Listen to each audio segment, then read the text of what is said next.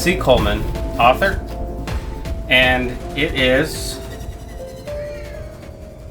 about half past noon on December the 30th, 2 days before the New Year's, of course.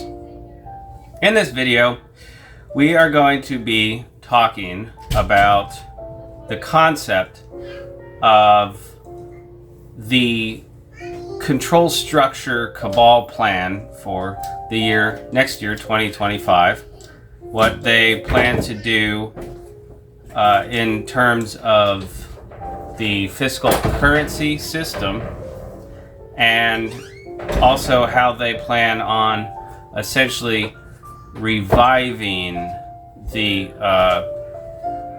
religious pretty much oligarchy of the past globe.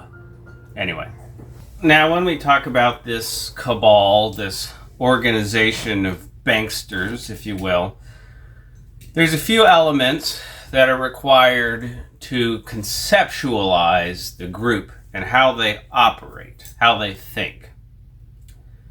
They are, as they consider themselves, masters, landed nobility, the monetary controlled gentry, masters of us. Everything in their concept revolves around application of assets and liabilities. That is how their perspective works and functions. It is evident in essentially every single financial institution around the globe. More often than not, and more evident in the pattern of conduct, these financial institutions see only allegiance among themselves. It's the same thing as landed nobility saw only their sovereign historical right to possession. And so the core component of historical conflict and current conflict still and always revolves around property rights. And that word there is in both of those words are inherent in the perspective. Right, as in right of way, who has the practical forced control, who has the right, by right of whatever, right of word, right of force, doesn't matter. It's who has the right to property. And then that property takes on many different characteristics. You have intellectual property, you've got physical property, you've got theoretical property, things like that. But it all revolves around the control of property. Speaking of books, buy books from me, written by myself. I have done my own editing, I've done my own writing, I've done my own cover and artwork, so you understand that there's no individuals coming in and revising and tweaking little parts to sanitize it. At SC Coleman, author, all one word, .bigcartel.com.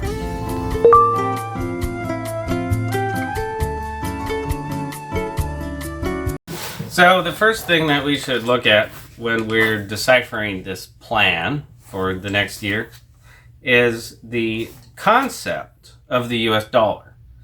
Because there is, in fact, different types of the US dollar. We're only taught the one, but the one today is very much different from the original. So let's go ahead and talk about what the US dollar is. Its foundational historical basis is in the thaler or the silver dollar. Thaler being with the T-H-A-L-E-R, but is basically the same word as the dollar. And it was originally made out of silver, hence the term silver dollar. A silver dollar is a particular coin of a particular size and weight. A $100 note has written on it, like a $1 note, "This is legal tender for all debts, public and private.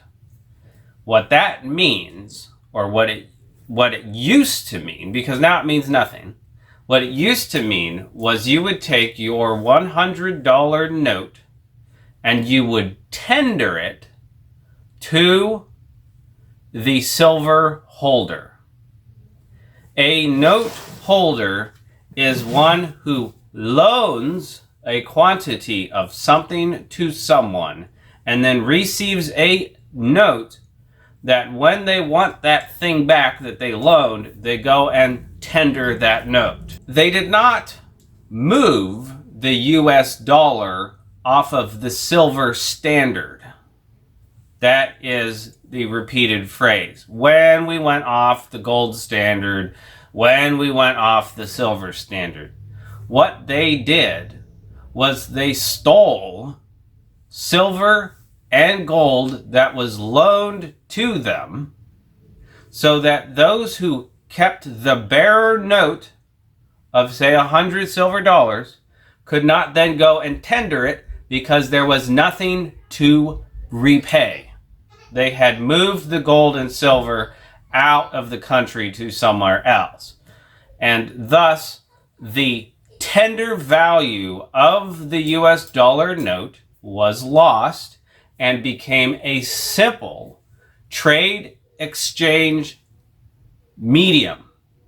That's all it is today. It's a trade exchange medium and nothing else.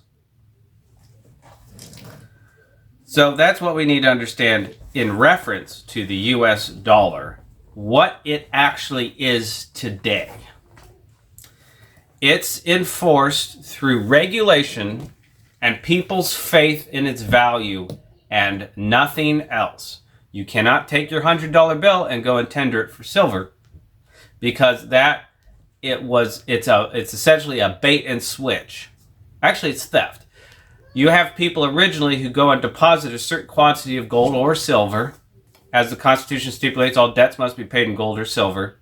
And then that note that they're given is a promise that if they go and tender that note that they'll get it paid back. But if there's nothing to pay them back, then the people continued using this medium of trade, which then took it outside of the significant historical value that it once had, and thus removed the significance of that phrase, this note is legal tender for all debts, public and private.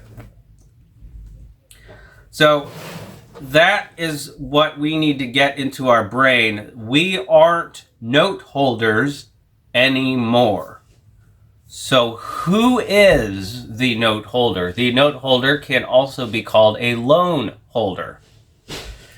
The loan holder who holds the note tendered for payment of the loaned quantity is going to be more than likely located somewhere in Europe. That's because the way that the U.S. corporate structure is concerned, what we call the U.S. government, is that they take out a loan. Okay?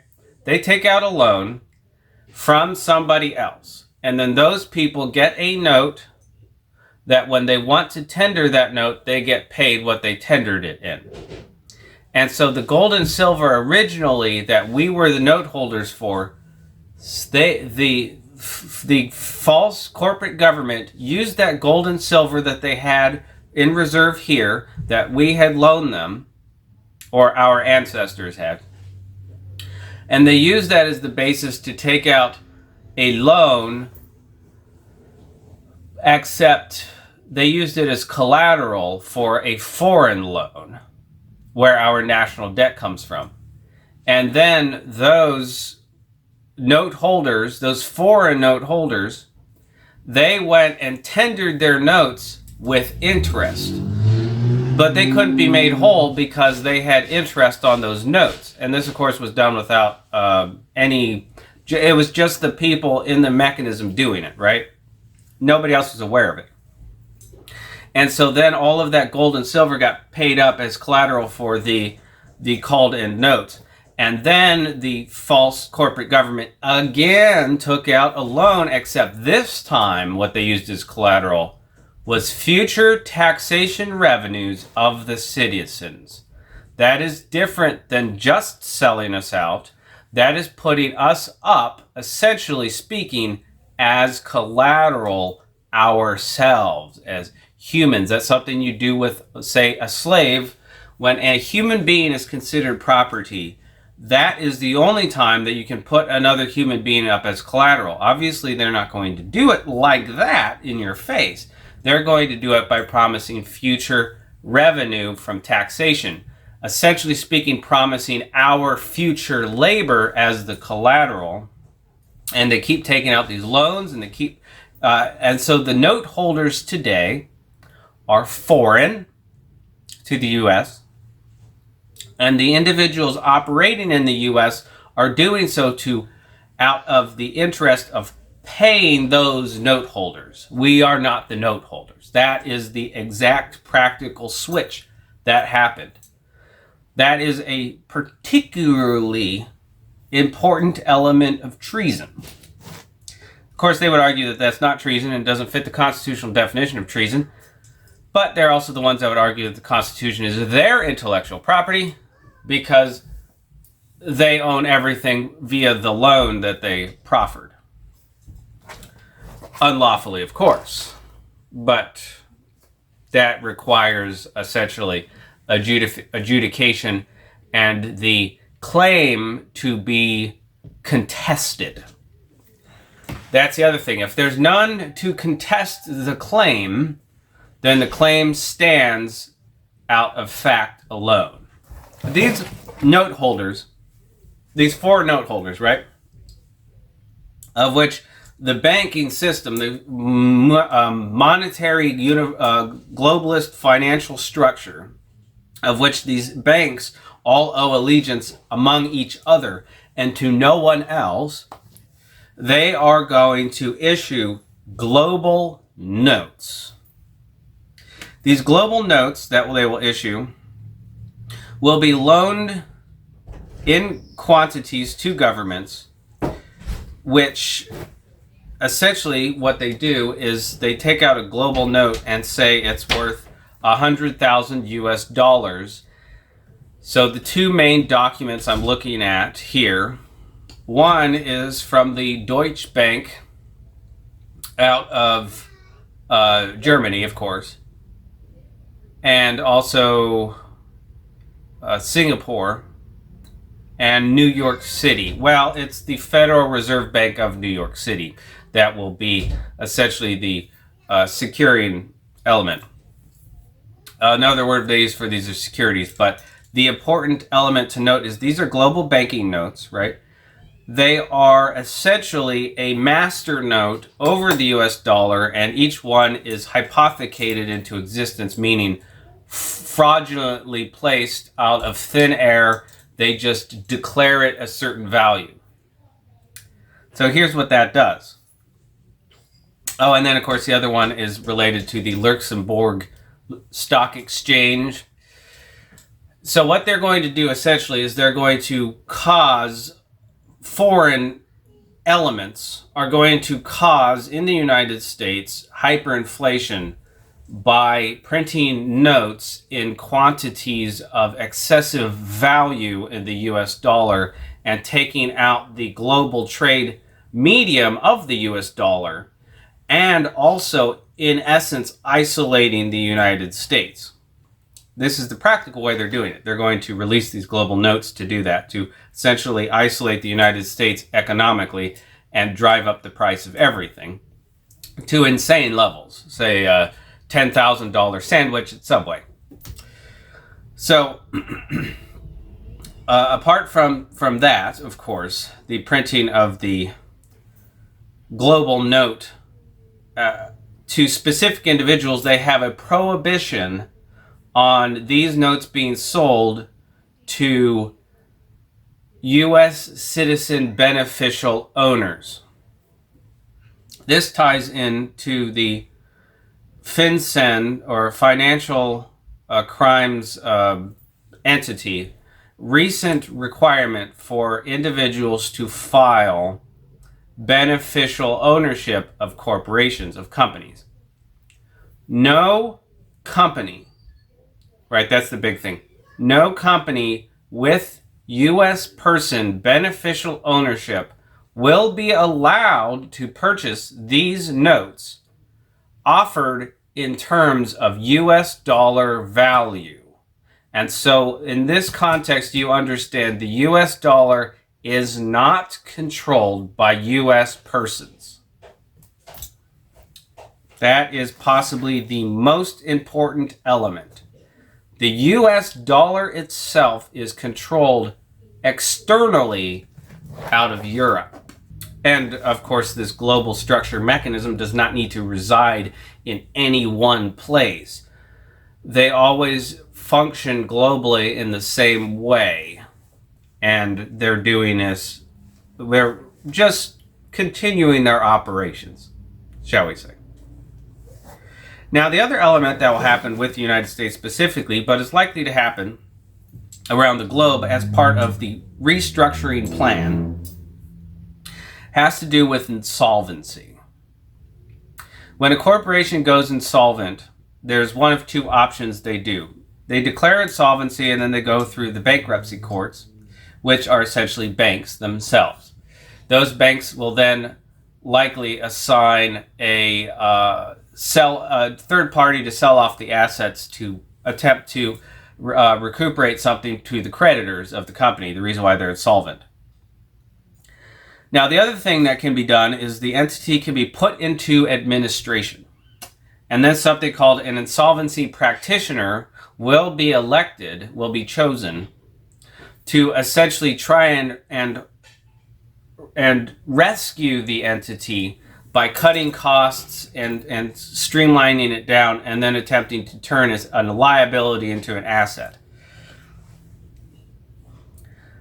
Now, the way this is going to happen in the United States, not a theory, will happen, and is probably happening as we speak, is that first, the individuals who control it, before they declare insolvency to themselves, essentially, they're going to move all movables. They're going to transfer all movables out of the corporate asset portfolio.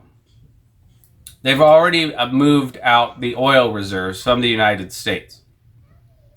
It's not about, see, if you focus on the US dollar currency medium of trade exchange, then you'll miss the fact that what is of actual value is anything they're moving out, right? They can't move the land. They would if they could, but they can't.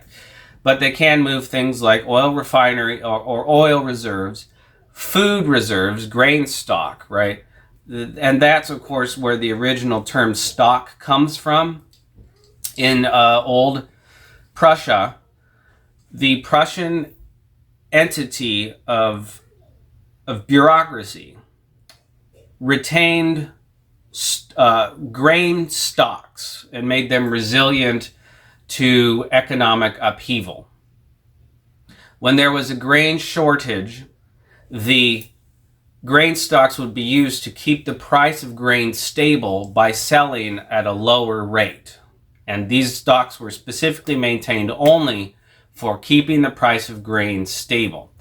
So we have stocks of things like oil, grain likely, things that rice, other types of food products, canned foods, right? There are stockpiles designed to keep the price even in times of crisis. And all of those are moved out. Then they declare insolvency after they've extracted everything that they can of value, including ammunition, of course. And after they declare insolvency, then they either declare bankruptcy, which is declared insolvency, or they put the government entity into administration, which is essentially what they're talking about doing in 2025, right? Streamlining the government. They've got all these different ways of saying it, but essentially speaking, the DOGE, or Department of Government Efficiency, is the insolvency practitioner. Now, obviously, they're not going to be able to rescue it, and this is going to be condemned. This corporation will be condemned as bankrupt. Now, when this happens, there's a couple different elements, different stages to it. The first one is a wholesale claim of all assets being due and payable. That means everything we as citizens own, because we were put up as collateral, is now due and payable to the creditors, the note holders, somewhere else foreign to this land, because we have been put up as collateral and they're going to make claim on everything, including our lives. Of course, they're also going to make a claim on the land. And then that is going to need to be enforced with weapons. It's much easier if they've disarmed the population and they've moved out all the ammunitions, food supplies, and oil from the country, so that we are essentially sitting ducks and easy to be swept aside or imprisoned into work camps and many other things. This is their plan. They've done it before and they're going to do it again. And this is what's going to happen in 2025. Now, before that ultimate objective is concerned, there's going to be a orchestrated salvation of the people through a planned religious revival. You already hear people talking about the religious revival that's happening and is going to happen through the MAGA movement. This religious revival is going to be practically based on one singular element: stockpiled charity. They always replicate the same tactic of being the only solution to a problem they caused, right? They extract all the wealth from the area, which in any company you would get and put in prison for fraud, but considering they are the company that puts people in prison for fraud, nobody's going to do that to them. So they move out everything of value, then they declare bankruptcy, and then they essentially shift over everybody else as the ones that are to pay up to the creditors. Now, the church structure has stockpiles of things, and they're going to require you at first to make open confessions of faith and basically convert or die, right? That's the first one. And then when you do that, you're going to have to start adhering to other things. At first, people will have the choice of starve, the three choices of starve, make a raid, or profess your open confession of faith to the church. And most of the time they'll take the path of least resistance, professing their open confession. But that is going to be followed by more and more and more requirements. And that is how they are going to extract the labor from the promised collateral of the population. Now, when they do that, there's also going to be fighting, specifically between the subset religious sect of the woke versus the Judeo-Christian heritage group. Okay, so they're going to pit these groups against each other, and those groups are going to fight each other, and there will be displaced children, which will then be schooled, right, like fish, schooled into an orphanage, where they can be brainwashed to the utmost capability possible, because they don't have any parents who have died in this fabricated, instigated war between two religious groups, so that the children can then be swept up and reaped from the land and the people. Now, the next thing that will happen is that the religious clergy are going to come out. Likely you're going to have, in certain regions, there'll be Baptist, and other regions it might be Lutheran, might be Catholic in other places, and some places might be non-denominational. Either way, they will have some upstart name who comes up and starts condemning the state officials. And then that person will probably have face tattoos, have some story about drug use, spending time in prison, will have a family that was lost to him for some reason or another to gain sympathy, and he'll be very verbose and boastful and loud and in your face and be embodying this certain image, and he's going to condemn the state officials, right? And then at the last moment, as always, when people follow this person, He'll rip the rug out from under him and say, no, we need to work with these people. We need to conciliate. We need to stop the bloodshed, make peace, and all of this other stuff with the ultimate intention of rescuing the ones who have perpetrated these heinous crimes. And then people will, of course, will flock back to the church, just like the Blue Lives Matter was used to undermine the MAGA patriots about taking down the deep state. And just as on the other side with the Antifa, the mask and vaccine mandates were a way to bring back the woke separatists back into the fold of control. So they're of course going to do this again. And the other thing to comprehend here in this context of this video is that stuff is about to get not only unimaginably worse, but there's also going to be, in that transition period, that plan to restructure opportunities for single individuals to come out and throw a monkey wrench into and undermine these efforts. When the church leader comes up out of nowhere, right, fabricated out of thin air with no apparent connections to the original corrupt church structure, right? So people will trust them because they're new. Somebody can do their due diligence and work and undermine that person's message quietly among the population and turn the people against them. However, it will be very difficult, as we've seen, to dissuade those who are starving from taking the handouts that are intended to have strings attached to them.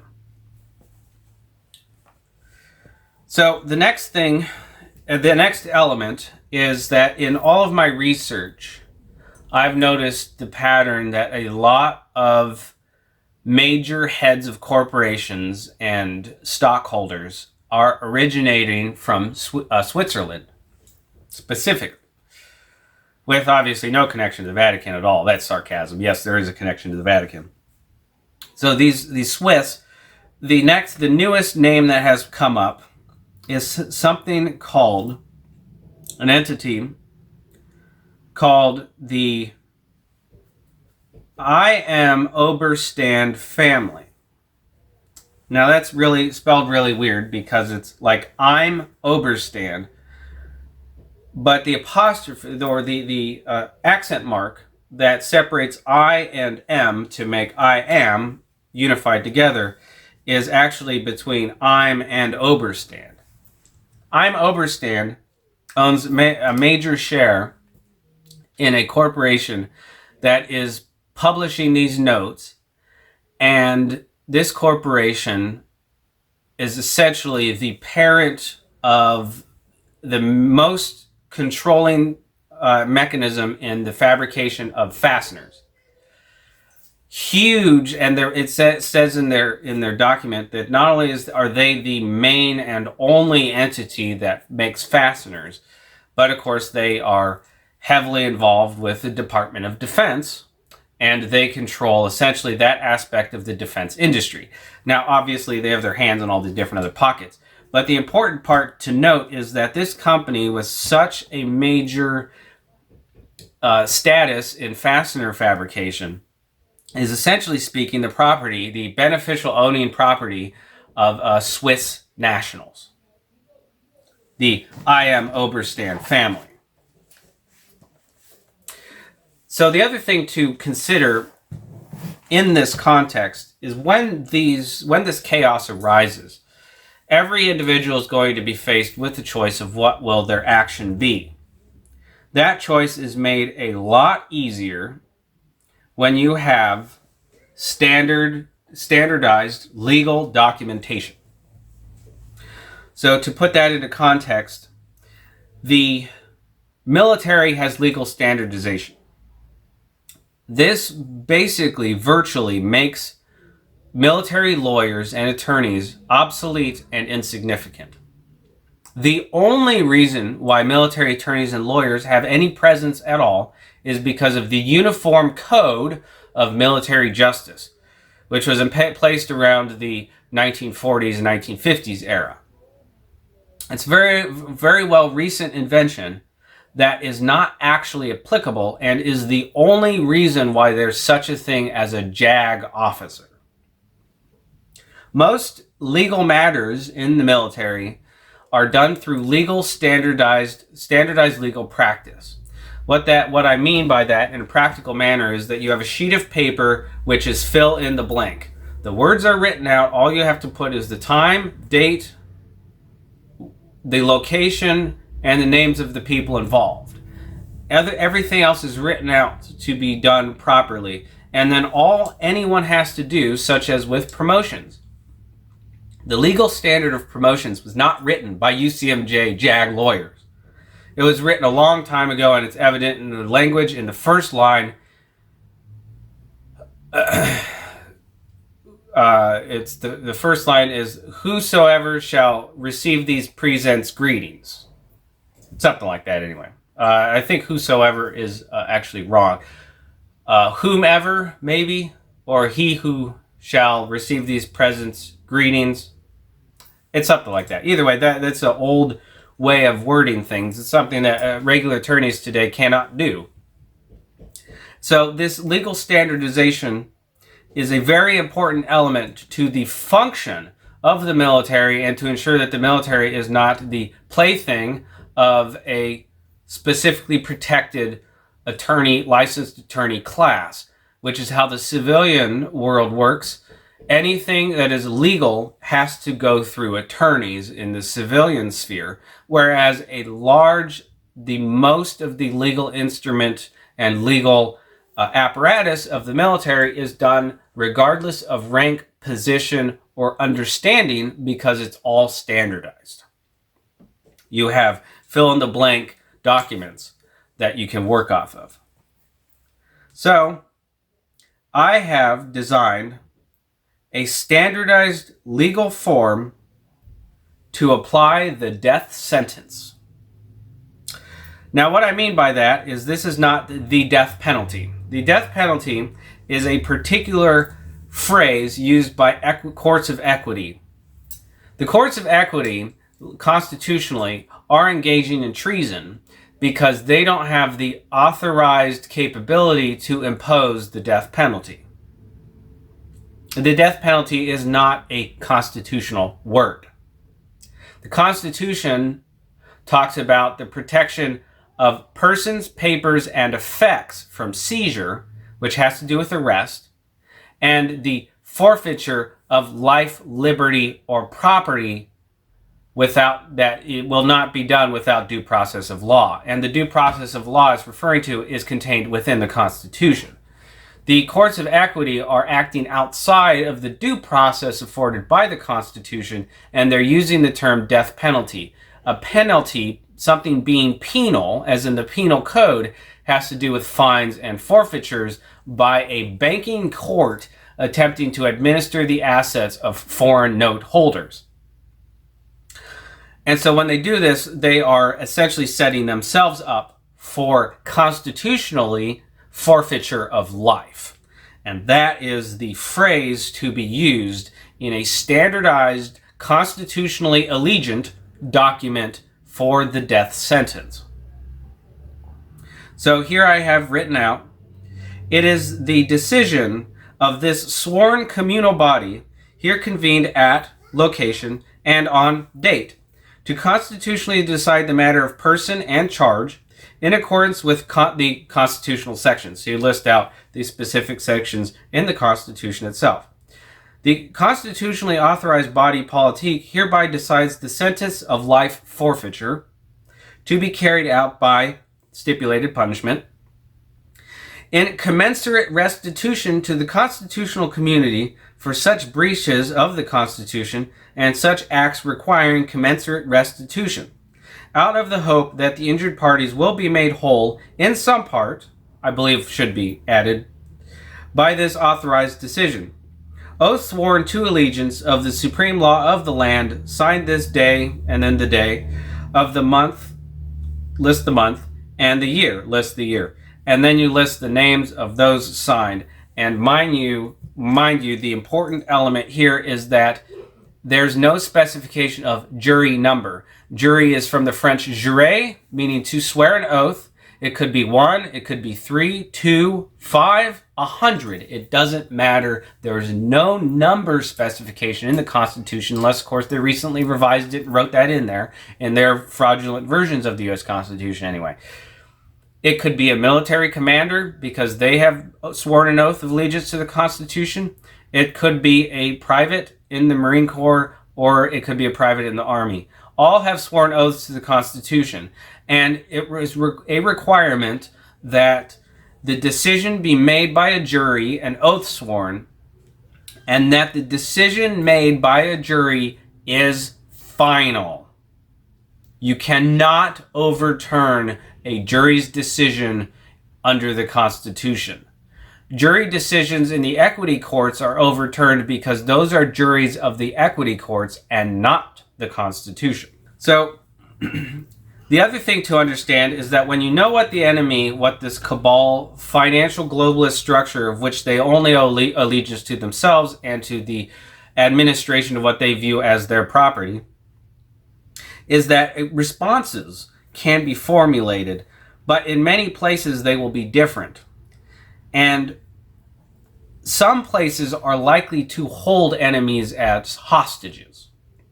This is essentially speaking what happened in Dachau prior to the breakout of World War II, in which the town of Dachau found all of these crimes on this organization in the region, and they formed them together into essentially what they called the historical foundation for the concentration camp at Dachau, saying that originally the concentration camps at Dachau were buildings and other areas that had been repurposed to hold quote-unquote political prisoners. These were the agents of the cabal who were administering, according to them, the intellectual and physical property of their foreign masters. Now, when they did this, they thought, mistakenly, that they would get away with holding these agents as hostages. Essentially speaking, if you level our town, which has pretty much always been the response, is that the cabal, when there's a threat to their asset, or when their asset becomes a liability in this context, then they strike it from the balance sheet, meaning eliminate it. They cut it out. And in general, that means detonating the subterranean bomb structure that they have under cities. So in order to keep that happening in Dachau, they arrested a large number of the enemies in these conspiracies, and then held them, saying, if you blow up our city, then your minions are going to go with us. But what that did was that meant that there was a chance for these people to be rescued, and they were. And then, of course, they were all rescued and brought over here to the United States.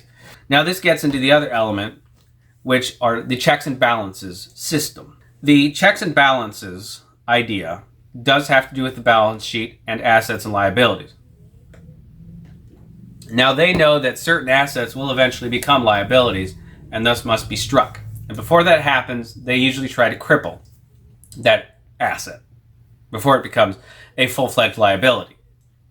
That's what's happening here. That's what happened in Germany, and that's what happened in other places around the world. And the next entity that will happen to will be China.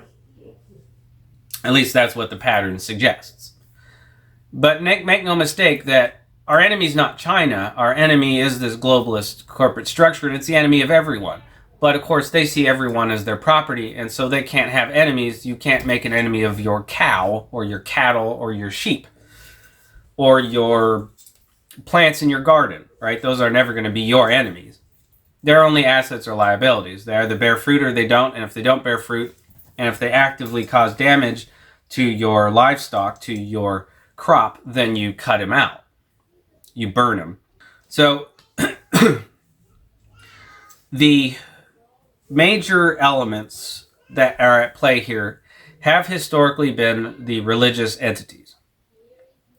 The religious entities are constructed specifically to administer what they view as their property.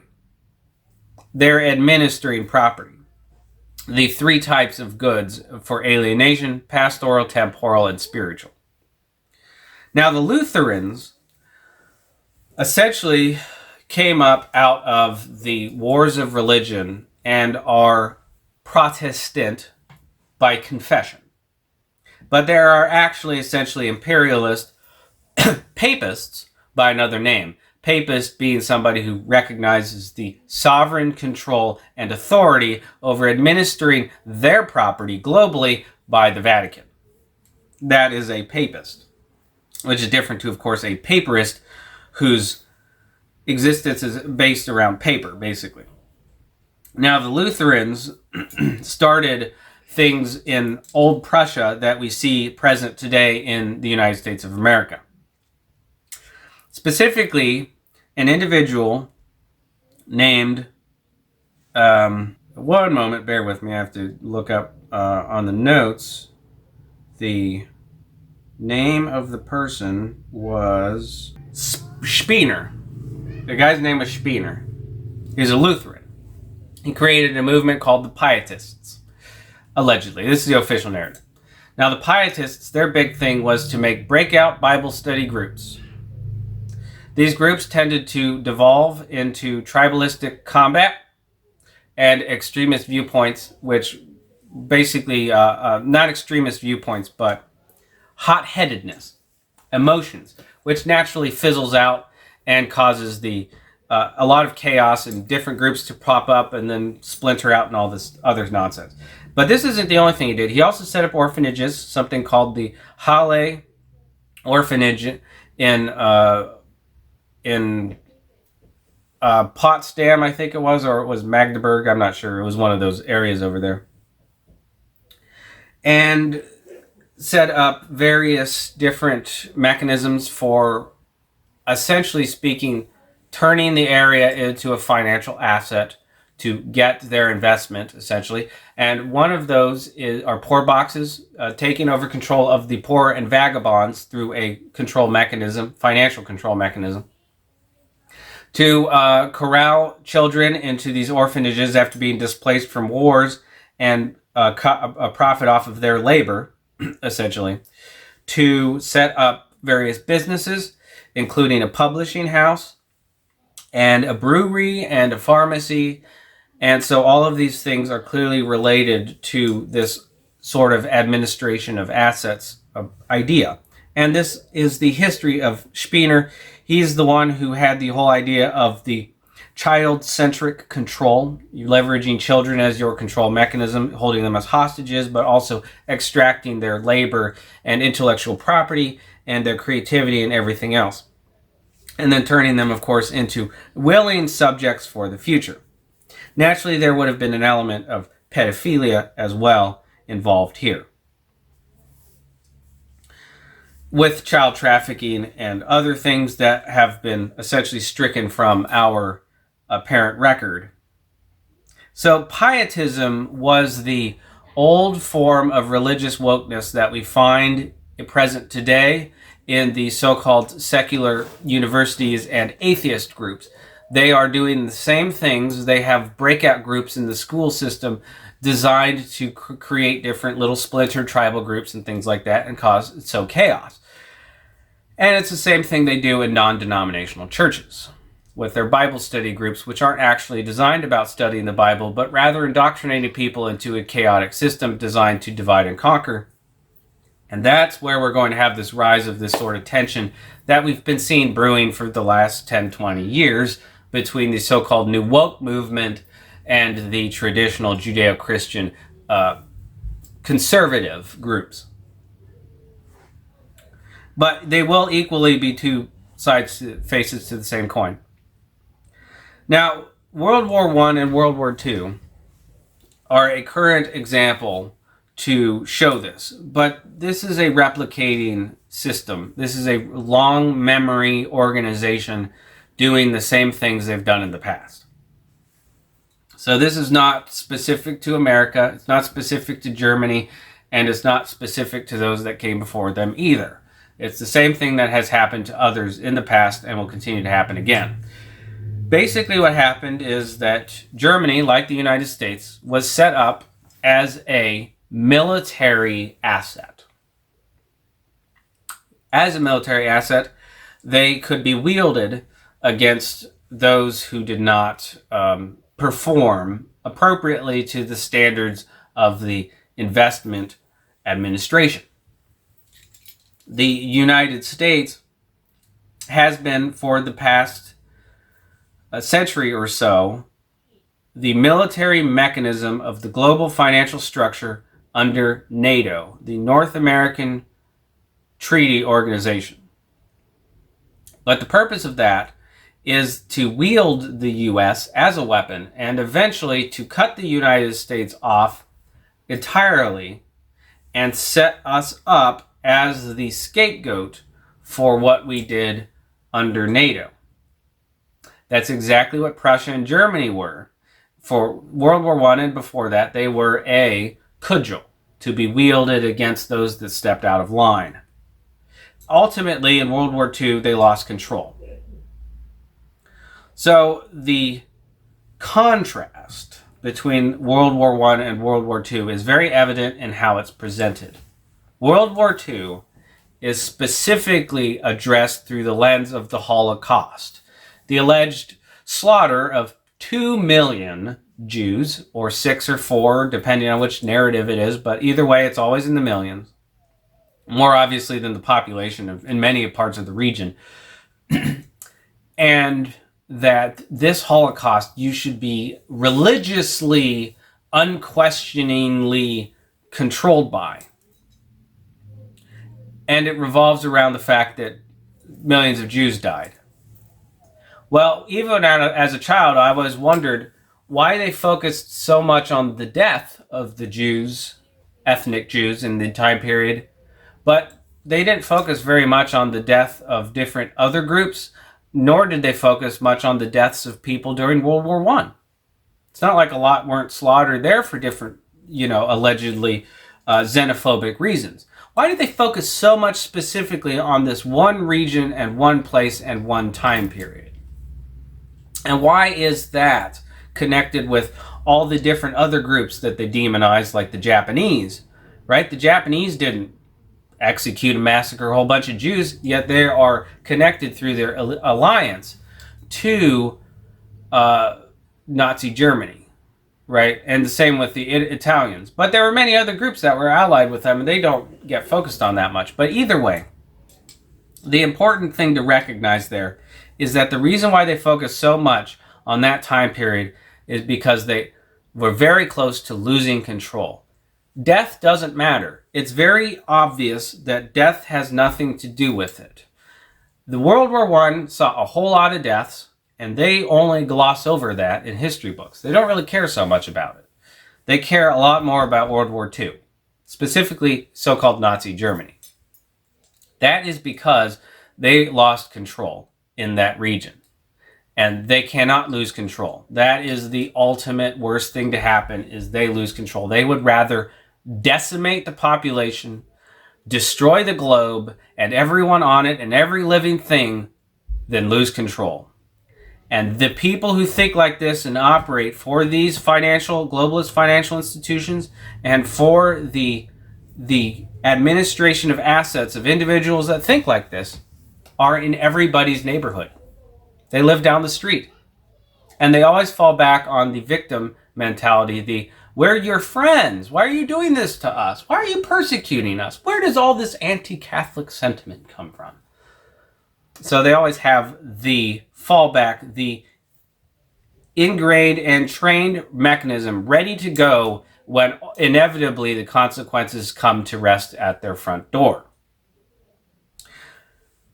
And that's what they did in World War II, and that's what they're planning on doing to the United States. We already see it happening. The United States is being cut off financially from the globe. We are being labeled for all the crimes that NATO did under the behest of the United Nations and entities in Europe, specifically, and other places, of course, the financial institutions and whatnot. So we're going to be crippled commercially. We're going to be cut off from the globe, and then they're going to leverage ignorant individuals who've been trained in the TV shows and and movies and the school system all teaching quote-unquote anti-American propaganda so that they will come in here and decimate us just like we did to Nazi Germany, so-called Nazi Germany. Before Nazi Germany, it was, of course, somebody else. Now, Hitler was an invention.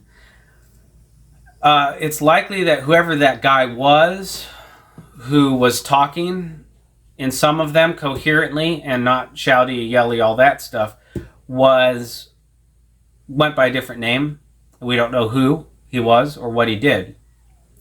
The caricature of Adolf Hitler, who is a fictional character, was primarily fabricated by the actor or actress, considering it has many characteristics of feminine features and doesn't look like a man at all. Also was shown on the silver screen as being shorter. The black and white is what the silver screen is, being shorter than the other people. Charlie Chaplin. Charlie Chaplin, also Charlie is an equally feminine or masculine name, whichever you will. Charlie Chaplin was a woman who played the caricature of Adolf Hitler. And that caricature was broadcasted around the other Allied countries so that the individuals in those areas constantly had this continuous broadcasting, brainwashing going on. And this, of course, was before the apparent development of the Soviet Union and all of their stuff, right? No, this has been going on a long time. They used puppet shows in the Middle Ages. They've always had some sort of publishing, broadcasting ability to warp the perception of elements, and they employ a legion of liars and actors and actresses to do these things, and a lot of them don't really know the implications of what they're doing. Either way, I'm sure at the time period, most people knew that the Adolf Hitler character was a fictional entity designed to psychologically and attack, character assassinate the image of the unified German state at the time. Because they, just like the Blackwater mercenaries and other groups, realized that ultimately when they had served their purpose, they were going to have their heads cut off, literally and figuratively in many ways, and that the best thing to do would be to turn against their masters before their masters eliminated them, using somebody else as the trigger puller, of course. And obviously, whenever that happens, those people have to go. And so we're, of course, next on the chopping block. Anyway, hopefully this video sheds some practical light on the future plans of this financialist bankster structure, and that it will help to formulate an appropriate response, or at least any response, to what the planned atrocities, which then, of course, will be disguised and covered up in the same way they covered up what they did to the German state in World War II under the caricature of the Adolf Hitler fictional person and the endlessly imposed religious narrative of the Holocaust. Thank you.